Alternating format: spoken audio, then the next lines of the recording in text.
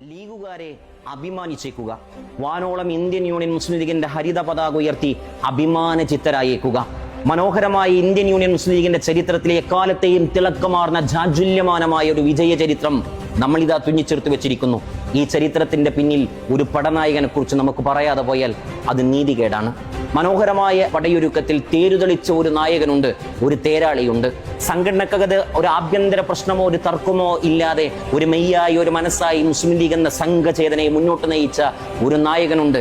The supreme leader of Muslim community, Panakkad Sayyid Sadiq Ali Shihab Thangal. ആ നായകനെ നമ്മൾ എങ്ങനെയാണ് വിസ്മരിക്കുക? മനോഹരമായി ഈ രാഷ്ട്രീയ മുന്നേറ്റങ്ങളെല്ലാം സാധ്യമാകുമ്പോൾ ഒരു കാര്യം നാം ഓർത്തെടുക്കേണ്ടതുണ്ട്. പാണക്കാട്ടെ തങ്ങളെ ഇടതടവില്ലാതെ ആക്രമിച്ച ചിലരുണ്ടായിരുന്നു. ആക്രമിച്ചവർ, പാണക്കാട്ട PMSA പൂക്കോയ തങ്ങളുടെ പഞ്ചനക്ഷത്രങ്ങളിലെ നാലാമനെ ഇകഴ്ത്താൻ ശ്രമിച്ചവർ ഇന്ന് നാണിച്ചു തലതാഴ്ത്തുന്നുണ്ട് എന്ന് ഞാൻ ഉറച്ചു വിശ്വസിക്കുന്നു. ആ മനുഷ്യന്റെ അസ്തിത്വത്തിനു നേരെ, ആ മനുഷ്യന്റെ സ്വീകാര്യതയെ ഇടിച്ചു താഴ്ത്താൻ വേണ്ടി മുല്ലമാർ പണിയെടുത്തത് നമുക്ക് എങ്ങനെയാണ് മറക്കാനാവുക? രാഷ്ട്രീയപരമായ ആക്രമണത്തെ സ്വാഭാവികമെന്ന അർത്ഥത്തിൽ നമുക്ക് വിശകലനം ചെയ്യാം.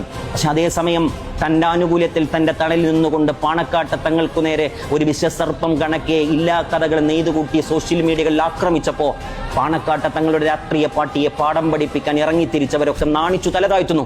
KM ഷാജി നിയമസഭയിലേക്ക് കടന്നു പോകുന്നു. വേണ്ടി വന്നാൽ ഒരു മന്ത്രിയാകും. TP അഷ്റഫ് അലി കൊണ്ടോട്ടിൽ നിന്ന് ചരിത്ര ഭൂരിപക്ഷം സൃഷ്ടിച്ച് നിയമസഭയിലേക്ക് കടന്നു പോകുന്നു. പാണക്കാട് തങ്ങൾ, ദ സുപ്രീം പവർ, അതങ്ങനെ തന്നെയാണ്. അതിനെ അങ്ങ് താഴ്ത്തിക്കെട്ടാമെന്ന് വ്യാമോഹിച്ചവർ ശിരസ്സു നമിച്ചേക്കുക. പാണക്കാട് തങ്ങളെന്ന മുസ്ലിം ഉമ്മത്തിന്റെ ആകാശത്ത് ഉദിച്ചു ചിരിച്ചു നിൽക്കുന്ന നക്ഷത്രത്തെ നോക്കി ഓരിക്കുറുക്കന്മാർ ഓരിയിടുന്നുണ്ടെങ്കിൽ അതിനെ ശ്രദ്ധിക്കാൻ ഞങ്ങൾക്ക് സമയമില്ല.